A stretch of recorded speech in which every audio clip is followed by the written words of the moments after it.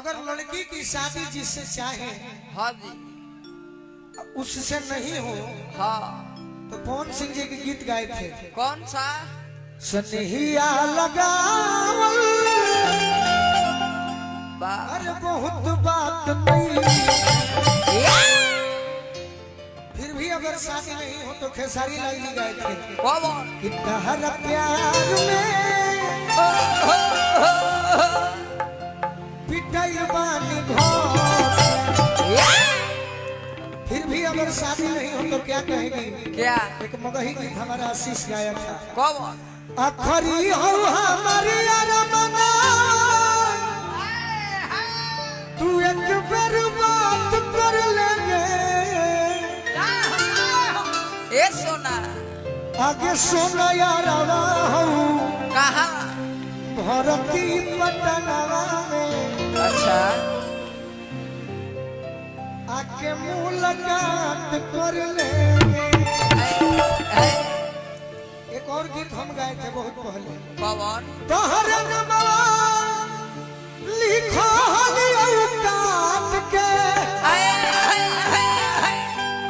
अरे पलनवा से कर जानो हमरो के लेले चल ससुररिया हाँ बंद कई के गोदरे जान है ए जा लेकिन सारे गीत का निचोड़ हम एक गीत में निकाले कौन सपना में भाव गाने के बाद बहरा कि आज हम पहिला मिलनवा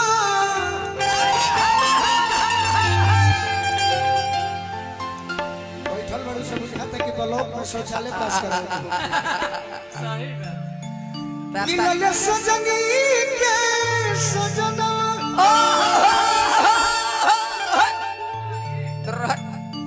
गीत के शब्द पर भाव देवे के हाँ जी असही मत सट जो इंतजार करके कहां धरे के बाद इंतजार करो हमारी अंग अंग गुलाब नियन खिलाल बा बदनवा सुनी सुनी भगवान भगवान अरे जन बिहार दौड़ गया नाक मुंह बचा के आ आ आ आ आ आ जगह पर भाव दे तब तो हीरोइन बनबे। हाँ जी थोड़ा सा इधर आप लोग हटिए आप लोग को भी मौका देंगे इधर सुनी सुनी भगवान भगवान अरे जन बिहार अब भाव दे अगर अच्छा लगेगा तो ताली बजेगी इसके कलाकारी पर। हाँ जी अरे की आज राजा जी आज राजा जी के कोरवे में जवान हो फेंकी। अब से यही पगारी दे दो तो ठीक लगेगी। अब से दे सुनी सुनी भगवान जन बिहार हो खेती सुनी सुनी भगवान जब बिहान हो खेती आज राजा जी के आज राजा जी के कोरवे में जवान हो खेती आज राजा जी के कोरवे में जवान हो खेती आज राजा जी के कोरवे में जवान हो खेती। ये हमारे परिवार के सदस्य हाँ जी ना उन्हें नहीं खेले ना निमन भाव नहीं खेले दे भाव दे बढ़िया से भाव दे पब्लिक ए बे राजा जी के कोरवे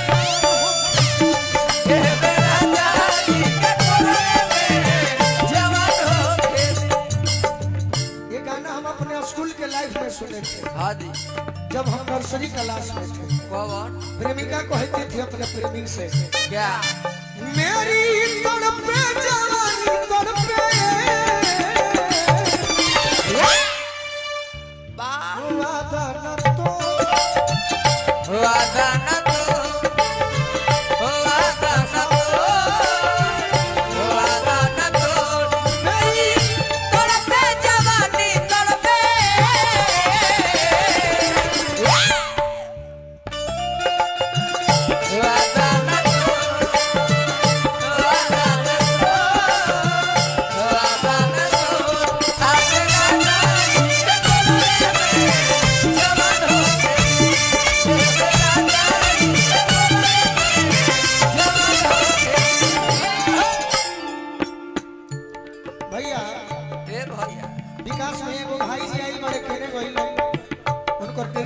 नइखे चिन्हत बाकी कहले है रूमो में बैठल रहनी जब का जाने कहने बड़े वो कहले है कि एगो लाइन भाई जरूर गाती हो कौन पति के मरम मरम सती जानी है हाय हाय पति के मरम मरम सती जानी है सत भक्ति में हरिया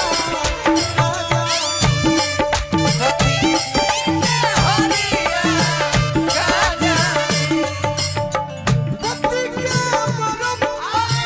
सती जानी है सत भक्ति में हरिया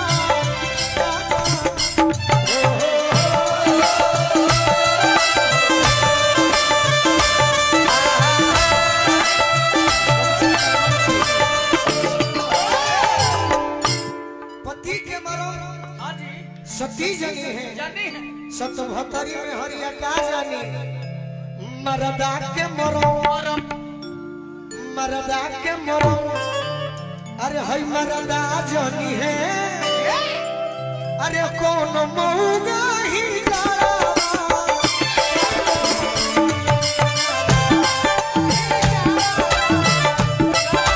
आज राजा आज राजा जवान हो खेती आज राजा जवान हो खेती लड़की कहते हमरा विकास भैया गोर से बहुत बहुत प्यार दुलार मिलल हाँ जी खुश भैया तो कहतिया का हो राजा जी के ओठावा में राजा जी के ओठावा में है नया कहे दूर भागत हो मासारा न होई आप भी कलाकार हैं हम भी कलाकार हैं क्या भाई हाँ जी राजा जी के ओठावा में ओठा जाओ सोती ओ सदा बसाती हो ओ सदा बसाती भूख हमारा दिलवा के मोती दिलवा के बाती हो दिलवा के बाती रात भर लभ के दरिया में हो हो रात भर लभ के दरिया में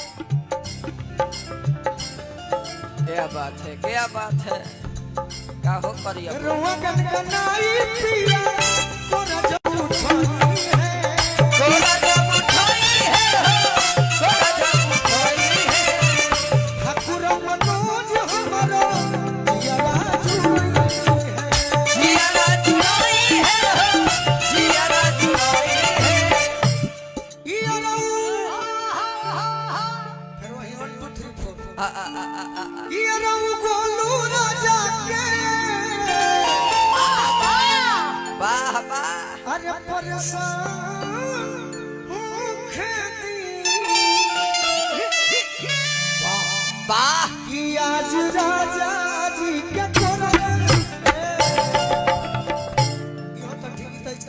ऐसे निमन कुछ है ना ना बाकी एकदम प्रेम से खींच लो फास्ट एकदम कि आज राजा जी के आज राजा जी के कोरवे में जवान होके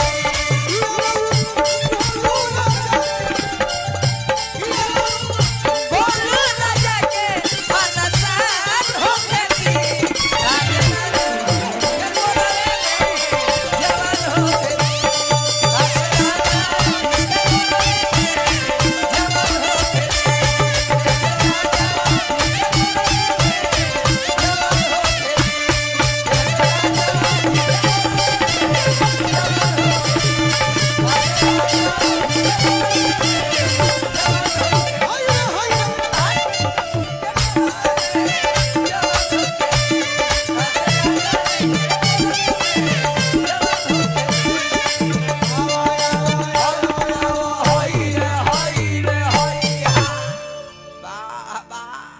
अच्छा लगा मेरे भाई मेरे गार्जियन तो ताली बजाकर आशीर्वाद देंगे तो हम आगे बढ़ेंगे। कितना बेचैन हो के तुमसे मिला। खुशी जी आपने बोला कि हम लोग कई बार मिल चुके हैं लेकिन पहली बार मंच कर रहे हैं, तो मुझे एक लाइन याद आ रहा है। क्या कहिए। कितना बेचैन हो के तुमसे मिला, कितना बेचैन हो के तुमसे मिला। तुमको क्या थी खबर था मैं कितना अकेला।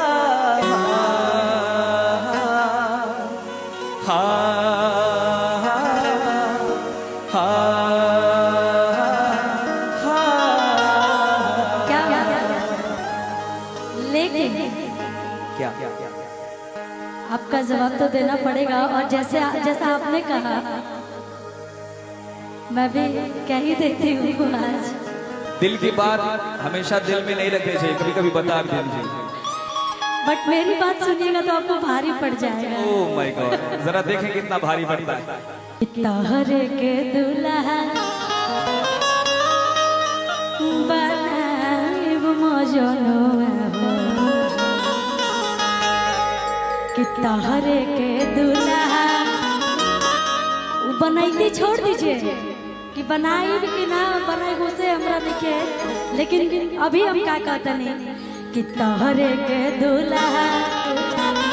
बनाइब मजनुआ हो, कि जतिया तू बारा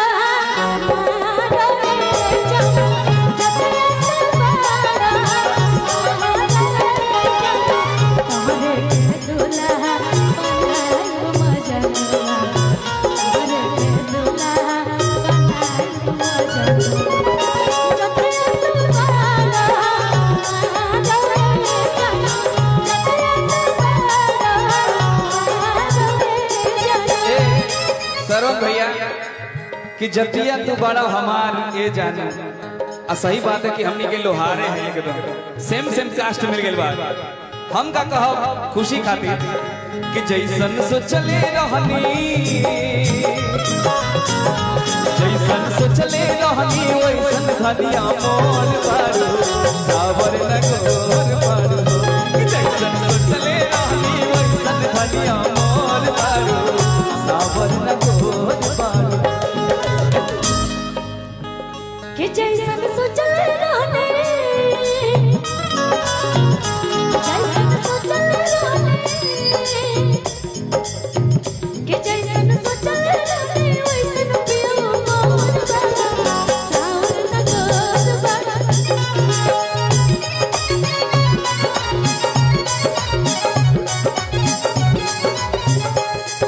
जैसन सोचले रहलो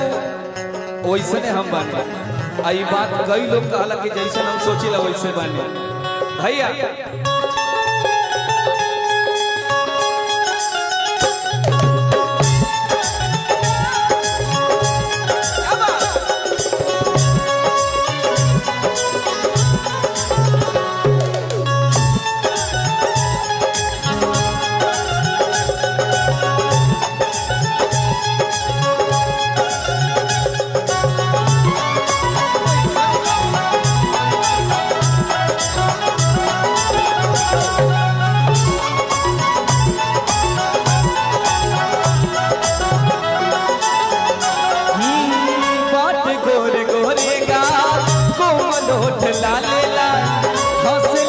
गलिया पर बोला चिका सारा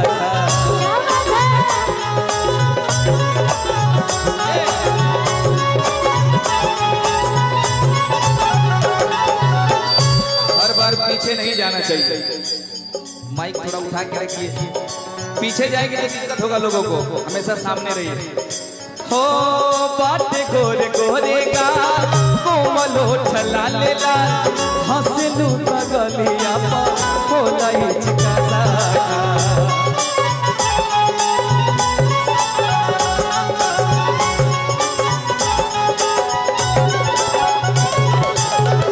कि बाटे जुल्म जवानी।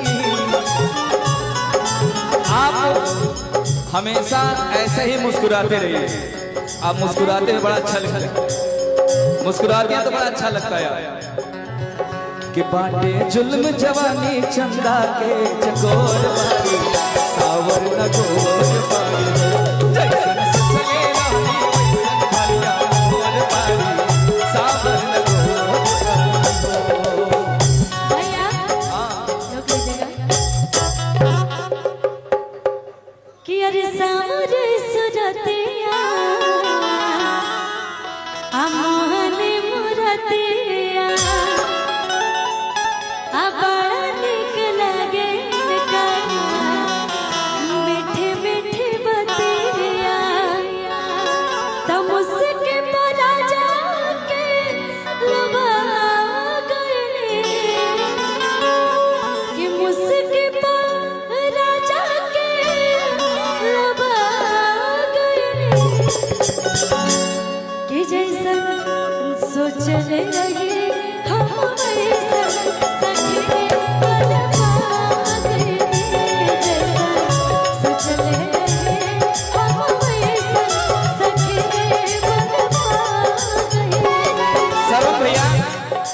खुशी कहा था कि जैसन सोचली रही सखीरी पर पा गई, लेकिन अभी हमारी शादी नहीं हुई। मैं कहता हूँ मेरे भाइयों की तरफ से तुझको ही दुल्हन बनाऊंगा,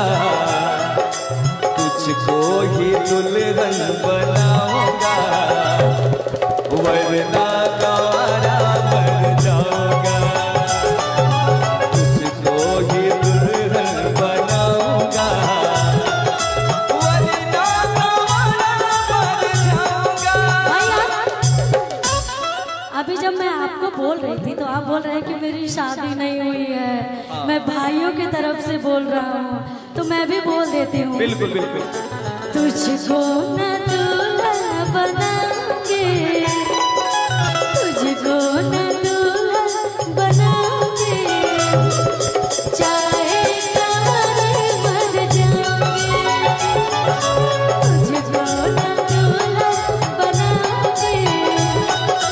चाहे कारे मर जाऊंगे।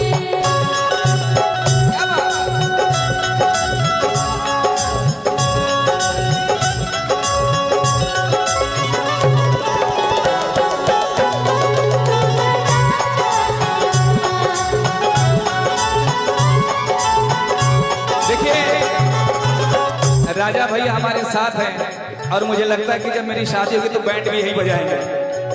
बड़ा अच्छा याद दिलाया कि सुनो ससुर जी अब जिद छोड़ो,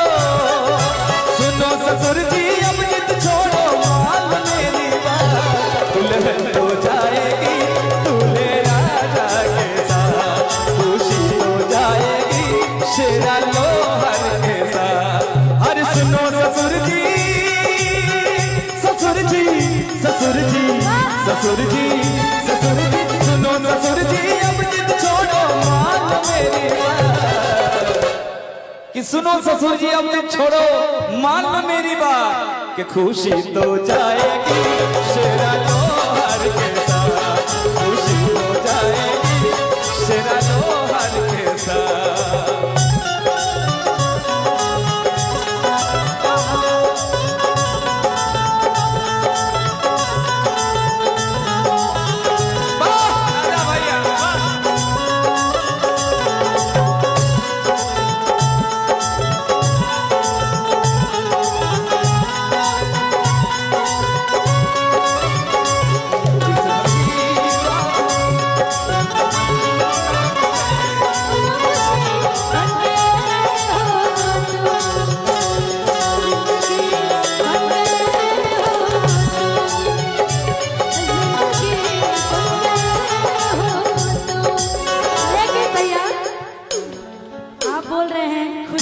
जाएगी